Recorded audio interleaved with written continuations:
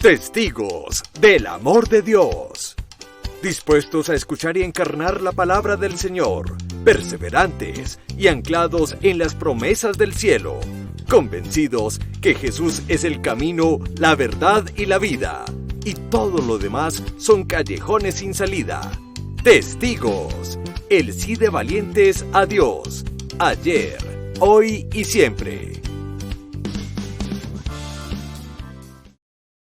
Un caluroso saludo en el Señor, un fraternal abrazo para todas las personas que en este momento se están conectando con nosotros en este programa Testigos, para todas las personas que están reportándonos también sintonía desde diferentes ciudades, desde diferentes países. El día de hoy quiero consagrar los frutos de este programa a Mamita María, a María Auxiliadora. Ella que auxilia cada una de nuestras situaciones, de nuestras peticiones, ella que conoce cada uno de nuestros anhelos y se las presenta a su Hijo para que hagamos siempre su voluntad. Quiero saludar y darle la bienvenida a Mélida Ruiz Chacón, quien nos está acompañando el día de hoy. Hola Johan, mucho gusto, encantada, muy contenta de estar aquí junto a nuestra madre. Gracias a ti, Mélida, por aceptar esta invitación que el Señor te hace por nombre propio. Gracias. Bueno, Mélida, tengo entendido que tú naces en un hogar católico practicante. Eso es definitivamente una gran bendición. Compártenos cómo vivías la fe, cómo la experimentabas desde pequeña. Bueno, sí, mira, gracias a Dios tuvimos un papá que estaba completamente convencido de su fe y nos fue llevando de la mano en esa fe. Entonces, desde pequeñitas fuimos llevadas a la iglesia, fuimos introducidas en toda esa vida de la fe. Nacimos en un barrio donde la parroquia estaba dedicada a la Virgen de Guadalupe. Entonces, desde nuestros inicios estuvimos como cobijadas por esa advocación de la Virgen. Fui bautizada al mes de nacida. Entonces, nuestros padres siempre estuvieron como muy inmersos en esa espiritualidad. Mi papá era del ejército y a pesar de esa actividad que él ejercía, era un papá muy cariñoso. Nosotros siempre queríamos estar con él y para nosotros el primer plan del domingo era ir a misa con él. Luego, cuando en nuestra adolescencia fuimos a colegios católicos y nos trasladamos a Cartagena y allá enseguida, apenas llegamos a esa ciudad, nos hicimos como miembros de la iglesia que era la Santa Cruz de Manga. Entonces mis papás también fueron el movimiento de esposos y nosotros integramos el movimiento juvenil y fueron muchos años allí dedicados completamente a esa vida. O sea, era como natural en nosotros. Recuerdo que recién mudados a esa ciudad, teníamos muy cerca una capillita de un hospital y en esa capilla daban la misa a las 7 de la mañana. Y nosotros somos éramos seis hijos, yo soy de la segunda. Entonces, a esa hora ya estábamos completamente listos para ir a esa capilla, junto con otra familia que también eran 6 hijos, y la capilla se llenaba con esas 2 familias, pero a nosotros nos encantaba. Entonces, sí, puedo decir con toda certeza y con toda la alegría que yo recibí la fe profunda de mi papá y de mi mamá. Qué bendición, Mélida, y qué bonito escuchar que era ese papá, ese referente del hogar, esos padres. Sí. Bueno, entonces fueron transcurriendo los años y tu papá muere, ese referente de fe que siempre les había inculcado a ustedes como centro, la palabra de Dios, Dios en el corazón. ¿Qué empiezas a experimentar cuando muere tu papá? ¿Qué empieza a vivir tu familia? Bueno, mi papá era el centro de la familia. y nos dio muy, muy duro. El menor de la familia aún era un niño de 15 años. Mis hermanos todavía estábamos como en las universidades y todo eso, y tuvimos eh, unas experiencias a nivel económico bastante fuertes, pero gracias a Dios, bueno, contamos con la ayuda de esa familia que nos acompañaba a, a esa misa. Yo me enteré años después porque la que recibía esas ayudas o que acudía a esas personas era mi hermana. Y, y yo pienso que ahí nos fortalecimos como familia también porque a pesar de esa pérdida, estábamos como bien consolidados en la fe y aunque sentíamos ese dolor por la pérdida, no dejamos de asistir a la misa, de continuar con nuestras actividades en los grupos apostólicos. Entonces vimos ahí también la providencia porque a través de todos esos años pudimos continuar con nuestras universidades. Mi mamá se volvió el centro, no conocíamos esa fortaleza de mi mamá, se volvió el centro de nuestra familia, todo giraba, ella era la que llevaba el rumbo de todos nosotros y yo pienso que nos fortalecimos, a pesar de esa dura prueba, salimos fortalecidos también de ahí y la providencia divina nunca, nunca nos abandonó. Nunca los abandonó. Melida, ¿y cuántos años tenías cuando fallece tu padre? Yo tenía alrededor de 22 años, Muy sí. bien. Y entonces, ¿a qué edad es que tú empiezas de pronto a tener ese distanciamiento con el Señor? Porque entonces muere tu papá, ese referente de fe, se fortalece tu familia, pero entonces empiezas a focalizar tu mirada en tus proyectos y de pronto a dejar de un lado de escuchar la voz de Dios en ese discernimiento que traías de todos los años, de practicar la fe, de hacer de pronto lo que era la voluntad de Dios, pero entonces llega un momento en el que tienes como un distanciamiento con Dios. ¿En qué momento ocurre eso? Bueno, sucedió mucho tiempo después. Yo seguía con actividades en grupos en cosas de la iglesia. Estaba trabajando en un colegio católico y recibí allí mucha formación.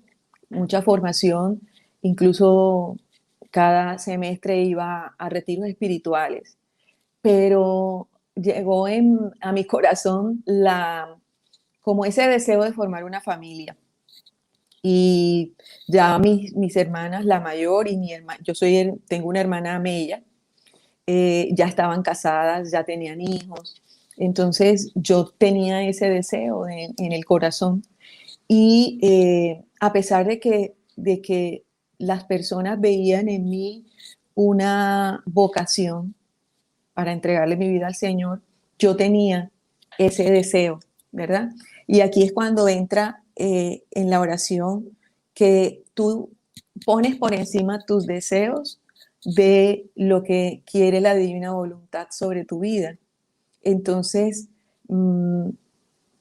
entré en una relación y contraje un matrimonio civil.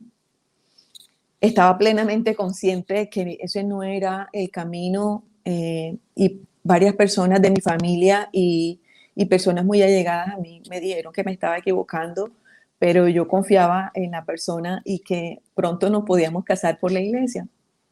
Entonces, a pesar de eso, bueno, yo di mi paso y ahí es cuando empieza el alejamiento, ¿verdad?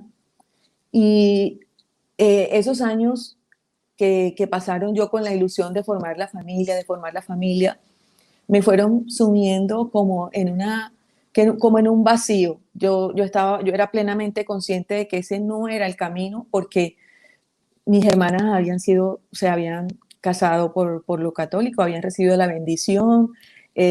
Yo sabía que mi mamá no estaba de acuerdo con, con una, con una unión de esa forma, pero yo tenía la esperanza de que unos años, máximo 1 o 2 años más tarde, podía yo formalizar ante Dios esa unión.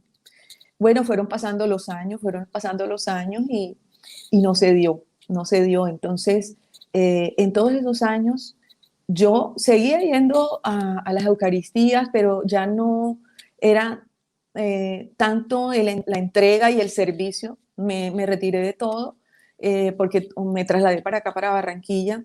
Entonces me retiré de todo prácticamente, de todos los servicios apostólicos a los que yo estaba allá en Cartagena.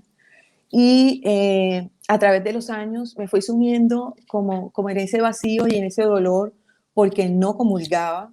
Iba a la misa, yo no faltaba, pero ya no comulgaba. Eh, sí, hacía otras devociones y todo eso, pero siempre sentía mi vacío y parece mentira, pero yo en las noches a veces no podía dormir y le pedía en mis oraciones, Señor, lo único que yo te pido, Señor, es que yo no me muera en este pecado. Y eso me sumía en un dolor muy profundo. O sea, yo lloraba casi todas las noches ya al final de esos años. Además, porque durante ese tiempo también quise tener hijos y no se dio. Pasé por varias pérdidas y al final estuve en unos tratamientos muy fuertes, muy dolorosos también físicamente.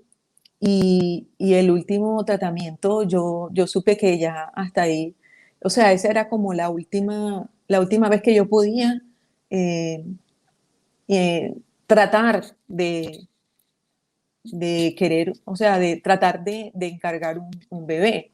Entonces, bueno, hasta ahí.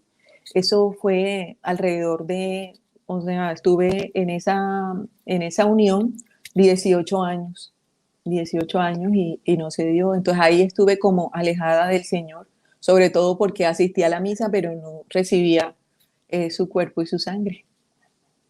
Melida, yo quisiera que le aclaráramos a las personas que nos están viendo en este momento. Dices que hubo una unión civil y que tenías la esperanza de que iba a venir una unión por la Iglesia católico. Pero ¿qué fue lo que ocurrió? ¿Por qué no hubo desde el inicio esta unión civil? Perdón, esta unión del sacramento del matrimonio como tal en la Iglesia católica. Bueno, la persona estaba casada, ya tenía su matrimonio católico y bueno, por conocimiento, pues se podía iniciar un proceso de anulación porque en su proceso de matrimonio quizás habían causales que podían llevar a esa anulación.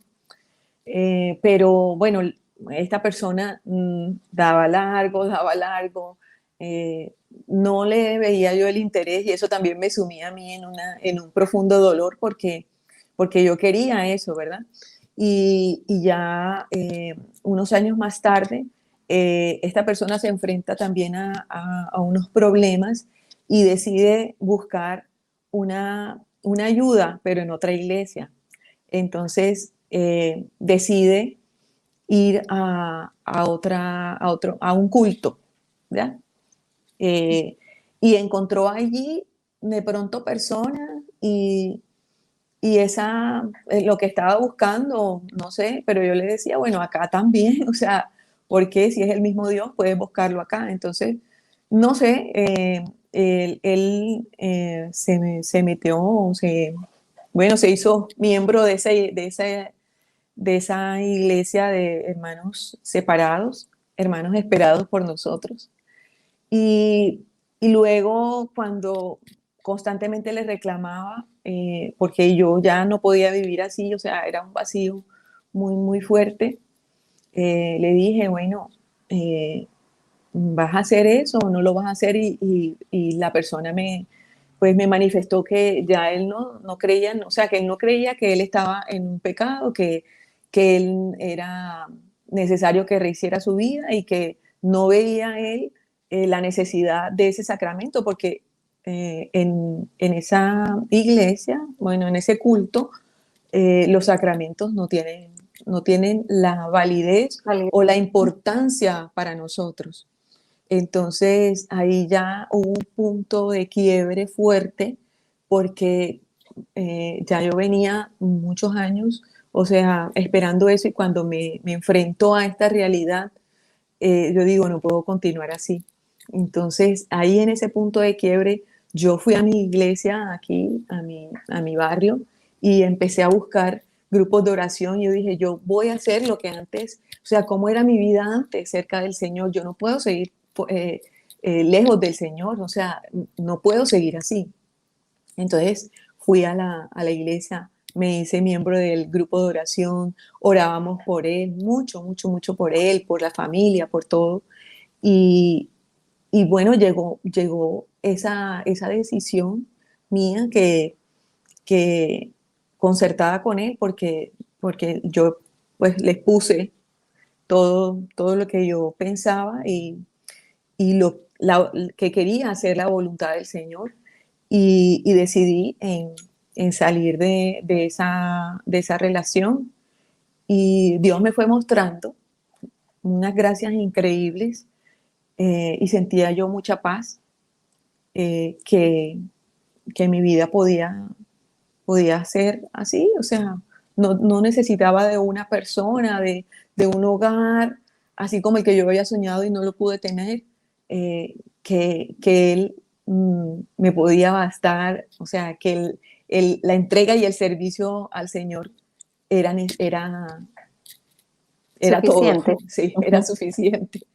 Y gracias a Dios sí lo ha sido, muchísimo. Melida, y entonces, ¿qué fue como lo que detonó en ti que pasaran 18 años y tomaras una decisión para volver otra vez como a escuchar la voz de Dios, lo que Dios te estaba diciendo, volver a sus brazos? ¿Qué fue definitivamente lo que te dijo a ti, no, de esto me está alejando de Dios, esto me está quitando y robando la paz? Porque dices que pasabas noches muchas veces llorando. Entonces, ¿cómo hiciste para tomar esa decisión? Bueno, mira, yo en el grupo de oración que nos reuníamos semanalmente, orábamos mucho, escuché muchas experiencias, y ahí fui aprendiendo de la palabra, retomando todo eso. Y por gracia de Dios pude asistir a un retiro espiritual, y en ese retiro, o sea, yo pisando ese retiro el primer día, sentí que Dios me decía, te estaba esperando. O sea, fue como dice un padre, fue un tsunami de amor, con una canción. Y yo no hice en ese retiro sino llorar y llorar y llorar por todo lo que yo había dejado, y por todo lo que mi querer personal se había sobrepuesto sobre esa voluntad, sobre ese divino querer que Dios nos tiene planeados a nosotros para nuestras vidas. Y recibí muchísimas gracias en ese retiro. Sentí que bueno, eso no fue de un día para otro. Dios me fue sanando a partir de ese retiro, me fue sanando cada herida, cada herida. El hecho de perder todos esos embarazos me sanó muchísimo. El hecho de no sentirme amada por la persona, sentí que el amor que Dios nos tiene supera todo. O sea, yo entiendo ahora que nosotros como humanos estamos limitados en el amor, ¿verdad? Y ese amor lo limitan muchas heridas que a lo largo de nuestra vida se van enquistando en nuestro corazón. Entonces, sané esa herida de no sentirme querida por una persona, porque tenía el amor de Dios, tenía el amor de la Santísima Virgen María. Entonces, fue como un paso te lleva a otro, te lleva a otro, y luego ya en un transcurrir como de 2 años, yo dije, bueno, aquí no puedo seguir así. Yo salí de ese retiro con una idea muy clara en mi cabeza, y el Señor, de ahora en adelante, mi vida va a estar dirigida a servirte como sea, como sea. Entonces yo salí de ahí y empecé a servir al Señor en el ministerio de música. También seguía asistiendo al grupo de oración, que conocí unas personas fantásticas, se convirtieron en mis amigos, en mi familia aquí en Barranquilla, los amo con el amor que el Señor me puede dar para ellos. Y fue así como tomé esa decisión. Ya cumplí un año de separada, estoy viviendo sola y estoy dedicada completamente a servirle al Señor. Entonces, el Señor me ha llenado completamente de dicha, conozco la felicidad a pesar de las dificultades, el gozo y la paz que te da estar al lado de Jesús, al lado de la Virgen María, hacer la divina voluntad, conocerla, porque no puedo decir que la hago completamente, pero me reconozco que que mi carne es débil, que tengo tropiezos, pero siempre busco la gracia del Señor. Entonces, bueno, eso fue la decisión y me la puso, Dios me fue poniendo como esas evidencias que yo necesitaba para tomar la decisión y tomé la decisión y estoy tranquila, feliz, en paz, porque estoy sirviéndole al Señor. Melida, ¿y qué consejo podrías darle a las personas que en este momento haya algo o alguien que los está alejando de Dios, de la voluntad de Dios? Bueno, uno no puede depender del amor de otra persona. Eh, Dios te creó a ti, así tal cual eres. De pronto has recibido heridas en el corazón que te hacen actuar de alguna u otra manera. Y también a las personas que tú conoces y las personas que tú amas también han recibido esas heridas, ¿verdad? Y si esa persona te está hiriendo ya más allá de todo contexto, por ejemplo, estoy hablando de una relación en donde la persona te maltrata eh, eh, física, intelectual, moral, pues que recapacites y veas de cara a Dios si es la voluntad del Señor que tú continúes en una relación así, pero si de pronto puedes salvar esa relación y estás en un sacramento, por ejemplo, como el matrimonio, mirar cómo podrías ayudar a esa persona a sanar también ella sus heridas, ¿verdad? Y no solamente entrar en esa discusión y en esa guerra de soberbias que cada uno tiene, porque siempre uno quiere tener la razón, siempre uno quiere llevar como la batuta en las cosas y reconocer que esa persona de pronto tenga heridas que tú puedes ayudar a sanar. Yo le doy gracias a Dios porque Él me sanó todas esas heridas, ¿verdad? Y yo a través de esa sanación y de ese corazón que Él me ha ido cambiando, he entendido el proceso de esta persona con la que yo tenía la relación y también la he perdonado, o sea, ya ese resentimiento que de pronto había en toda esa vida, en todos esos años que tuvimos, que de pronto yo veía que no tenía como esa respuesta al amor que yo daba. Y bueno, y yo también cometí muchos errores porque yo también estaba limitada en ese amor que daba. Entonces el Señor me ayudó a sanar y también como a perdonar. Entonces yo digo, esa paz que yo siento es porque me dio la gracia de perdonar y de sanar todas esas heridas que yo tenía de esa relación. Entonces les doy ese consejo, que, que puedan sanar y que puedan orar y ayudar a esa persona también a sanar todas esas heridas que tenga en el corazón. Bueno, Elia, de pronto hay personas también que te están escuchando, unas que quizá entonces sean practicantes en su fe, otras que de pronto estén apenas adentrándose y abriéndole las puertas del corazón a Dios, pero decimos que tenías tú un gran acercamiento, naciste en el lugar católico practicante. ¿Qué consejo le podríamos dar a las personas para que sepan discernir las decisiones de la voluntad que Dios tiene sobre nuestra vida? Porque en tu caso, o sea, pusiste de pronto la mirada rápida en lo que es normal, cada uno de nosotros tenemos proyectos, ilusiones, sueños, pero entonces muchas personas se están preguntando, bueno, pero es que yo estoy en los caminos del Señor y estos son mis proyectos, pero ¿cómo alinearlos con los proyectos de Dios? Unos tips claros que nos puedan dar una luz para saber discernir. Bueno, para conocer la voluntad de Dios es indispensable orar. Si uno no se comunica con el Señor, no puedes conocer qué quiere Él de ti.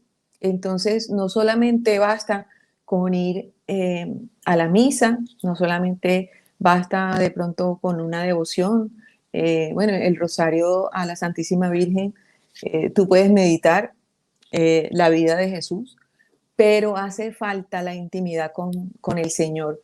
Yo en esos años, en esos años que sané mucho, yo iba mucho al Santísimo, mucho, mucho, mucho al Santísimo. De pronto al principio no sabía qué decirle, de pronto al principio yo decía, ¿qué hago aquí? Pero esa visita a Jesús sacramentado, ahí exponiéndote y de pronto diciéndole, contándole las cosas porque Él está presto para ayudarnos. ¿Para qué se quedó Él ahí, preso de amor en esa custodia? Para que nosotros vayamos a contarle todas nuestras cosas. Entonces, es fundamental que, que ejercitemos la oración de intimidad con Jesús, con Dios. Y fue una cosa que a mí me costó muchísimo, muchísimo al principio.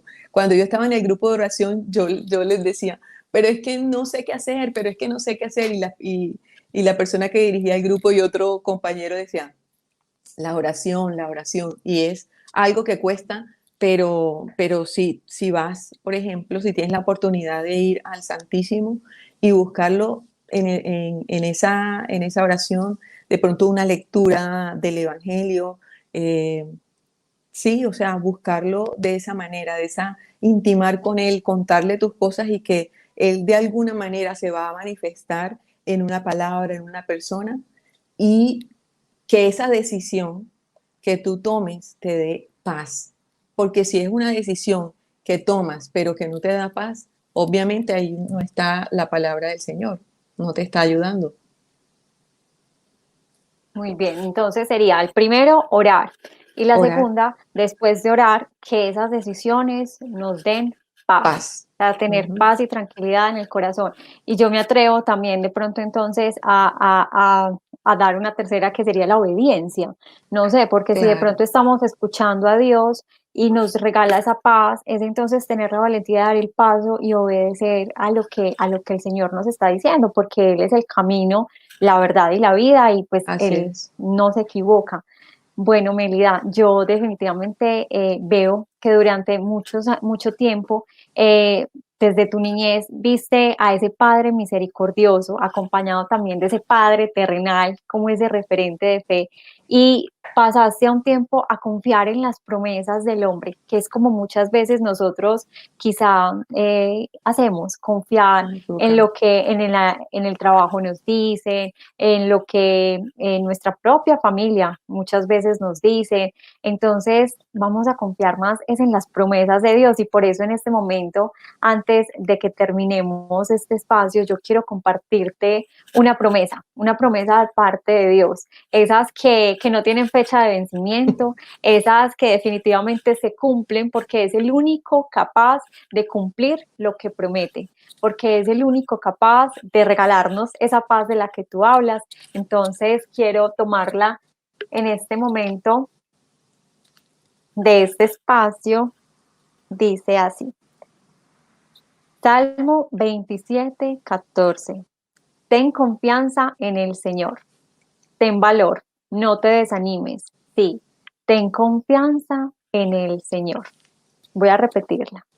Salmo 27:14. Ten Salmo. confianza en el Señor. Ten valor, no te desanimes. Sí, ten confianza en el Señor. Esa es la promesa que el Señor te regala en este momento. Hermosísima. ¿Qué más? Ahí me está diciendo. Confiar, confiar, confiar. Qué hermoso. Así es. Así es, Meli, frente a esas decisiones que ya has tomado, Él te dice, no, yo te sostengo, confía en mí y la Total. obediencia no defrauda. Si así confías en mí, si confías en mis promesas, en mis palabras, pues yo te voy a sostener. Así que de Así verdad, es. Melida, muchísimas gracias. Gracias por darle la gloria a Dios, por permitir que Él pase por tu vida y a través de ti pase por muchas más vidas. Que Dios te siga bendiciendo y haciéndote instrumento de bendición para muchas y muchas personas. Muchas gracias, Joana, y gracias al Señor, a la Santísima Virgen, que me tienen siempre de su mano.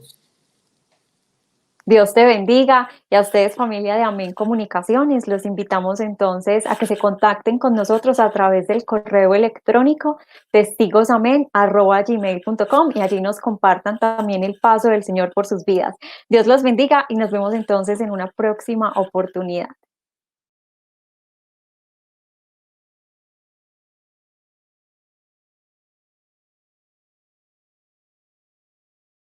Dale clic en me gusta, suscríbete si aún no lo has hecho y selecciona la campanita para recibir las notificaciones de los nuevos videos.